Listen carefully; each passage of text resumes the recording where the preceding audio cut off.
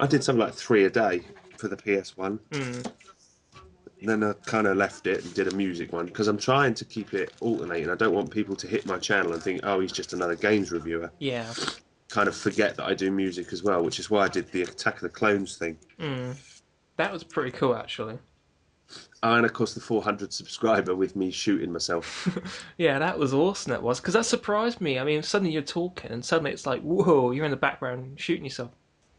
Well, not really yourself, but next to yourself. Yeah. Yes. I tell you what, a really cool video I watched this week. Right, I was looking through Star Wars Kid 59's previous videos. Cause, I mean, I haven't watched all his reviews, but I'm trying to get through them all. And I saw a really interesting one.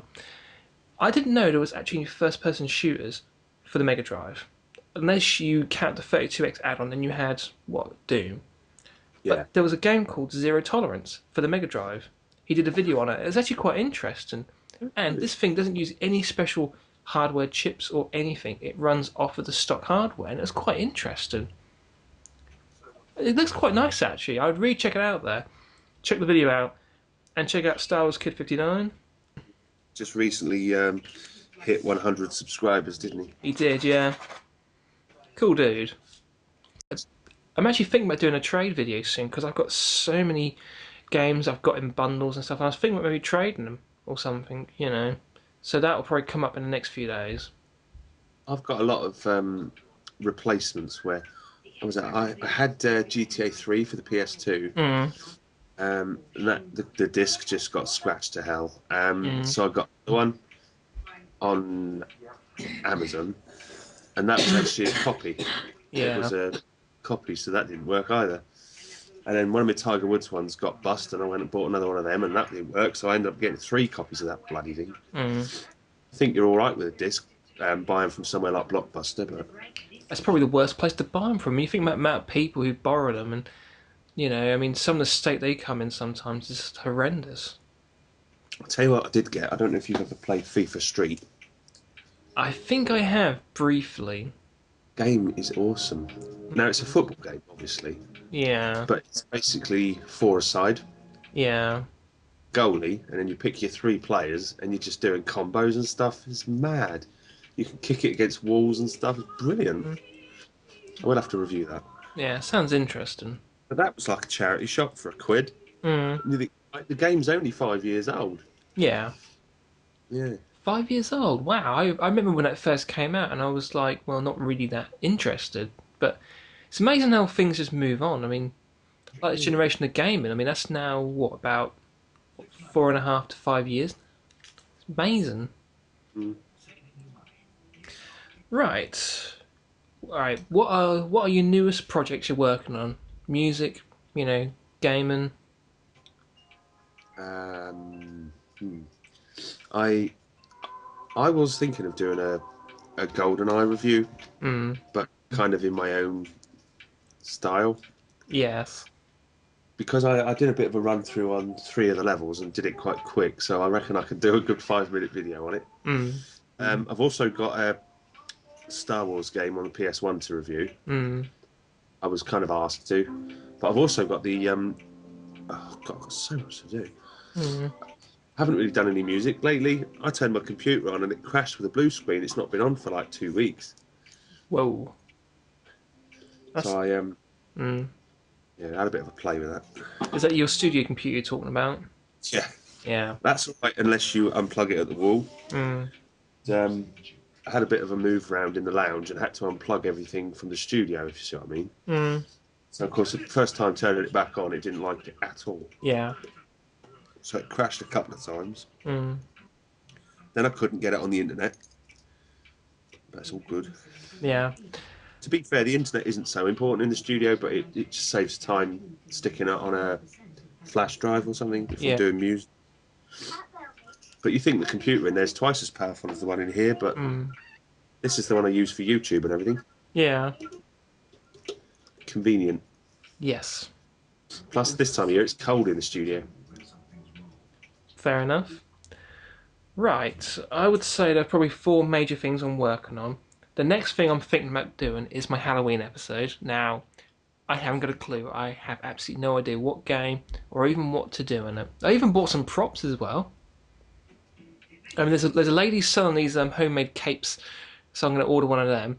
And on the co-op, I was buying some more beer, and I noticed they had the Halloween section, so I bought myself some fangs, some of these witch fingers, and this hat. But this hat looks so stupid. I'll show you, right? I'm going to have to do some work on it, because it just looks really horrible.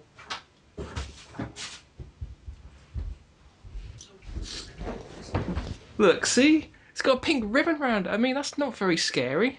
Bit like a little Bo Peep, man. Yes, but a witchy one. Mary Poppins. Oh, see, it doesn't stick up. See, you want a couple of sticks in there, don't you? Aha, it's sticking up now. Aha. Aha. After the Halloween one, if I can figure out what to do and how to do it, I'm mostly going to plan to do the Panzer Dragoon one. It's going to be an epic one. It might even be a two-part one, because I've got a lot of things to say about it, and I really want to do this one properly. Yeah. And then after that, I imagine there'll probably be another review or two, and then we'll be working on Behind the Artist Part 4, doing it for the money. I've got ideas for the next 3, you know. Really? Yeah, think about it. Yeah. In the Rocky Balboa film, man, we've got so many quotes we can nick off that. Well, yeah. Was that something from Behind the Artist 2? No, that was from Behind the Artist Part 1. Or like when he says, "You got guts, kid. Go into the ring knowing you're going to take a beating. You'll do all right." Oh, you got to love the Rocky films, though. They are so good. Michael, there's something I want you to do for me. Win. No, you prat. No, that's what she says in the first one. And I say, win. You're not very good at this, are you? Well, that's like, you know. My favourite line from Rocky 2, and I don't mind telling you that it brings a tear to my eye, man. Yeah, but I think Rocky 2 was kind of weak. I mean, it's not the worst one. I mean, the worst one was number 5. Yeah. No, I mean, first one, fantastic. Second one, it's got that vibe like it was a case of, right, we've got to make a sequel. And, yeah, it probably needed an extra year development time on it. Third one, brilliant. I mean, come on, Eye of the Tiger. Dun, dun, dun, dun. Dun, dun, 4 was all right, but I think that was more of a publicity stunt, don't you? They were trying to make a point with that film. Yeah. But Apollo dies. Who? Apollo dies. Apollo. Yeah. See, I disagree with you on the second one. I actually think in some ways the second one is a better film than the first one.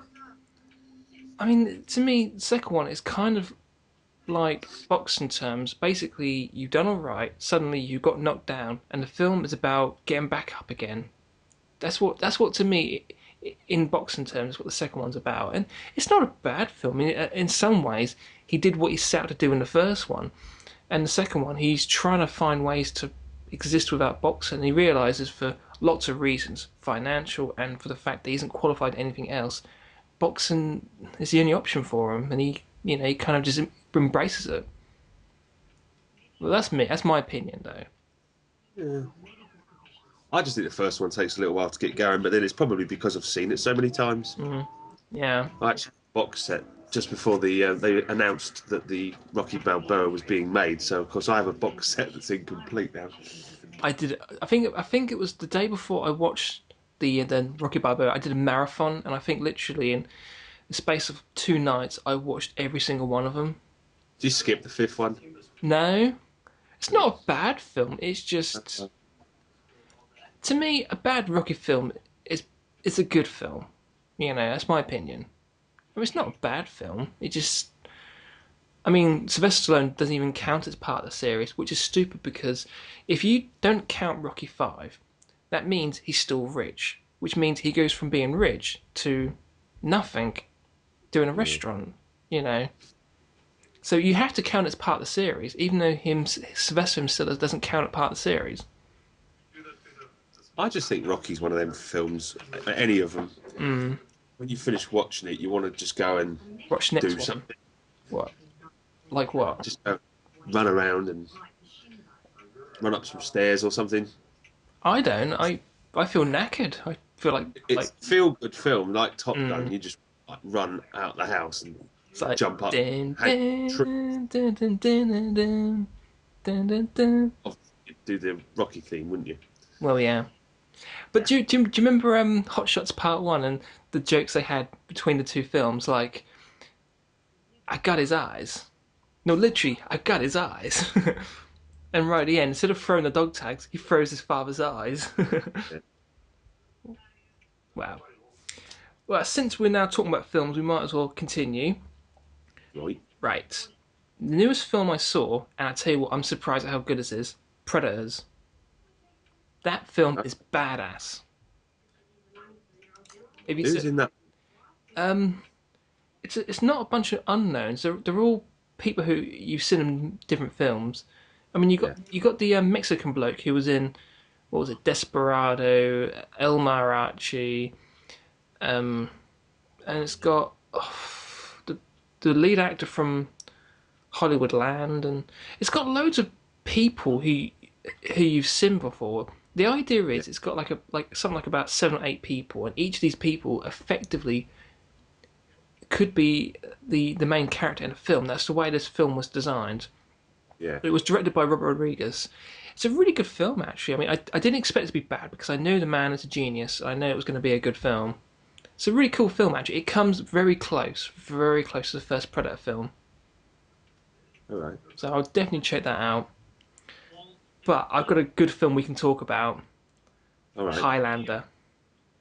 Ah. There can be only one. Awesome film. Yeah, I like the first one. Obviously, with the Queen's soundtrack, that was quite good. Queen's soundtrack was awesome. That made the film. Yeah. But the second one... The trouble is, they never followed, did they? They never really.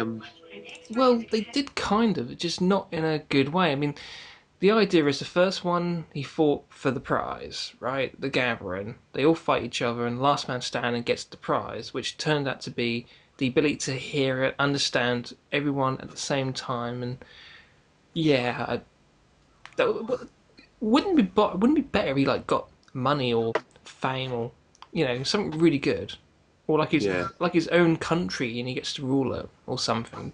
That would be more interesting. And then the second one, that's a strange one because they had to rewrite the entire mythology to create a sequel in which that all these beings were actually from another planet, exiled to Earth, and then forced to fight in a tournament, which makes no sense because they're supposed to be being punished for it, even though the winner gets the prize. And then, because 3 more beings from another planet come to Earth, it restarts the tournament again. So Colin McLeod comes an immortal again, which makes absolutely no sense. I mean, there is a Renegade version, which is a director's cut, which is supposed to explain things a little bit better. But the one good thing about the second one is it brought back Ramirez. Come on, he's awesome. It's a bit of a complex trilogy, isn't it? The second one doesn't seem to fit in as far as I'm concerned. No. Third one kind of gets away with it. I mean, the idea is basically once he got the prize, there were still beings that were frozen effectively, and when they got thawed, sense. Yeah, it restarted the whole tournament thing. Yeah. What was the third one called? That was the Sorcerer. Yeah. Yeah. And then of course you throw into the mix after that. You've got Endgame, which is just kind of like opening the door for the next guy to do a load of films which you've never heard of. They're out there, but you've never heard of. Well, there was 2 things after that, right? There was Highlander. What was it called? The Source, which was supposed to spawn a new trilogy, but unfortunately the film was a complete and utter flop. I mean, the director got fired. Then the film had to be completely retooled, and I actually managed to get hold of a Russian preview copy a year before it came out, and I didn't think it was too bad. It was the original cut, and by the time, because the idea was they were supposed to be doing a complete relaunch with a brand new film. It was the first part of a trilogy and an animated film, but the problem was the animated film came out, and then for whatever reasons, the Highlander Part 1, The Source, missed its date. It came out a year later, and it completely messed up the whole relaunch, and that's why now they're talking about doing a reboot of the entire franchise again,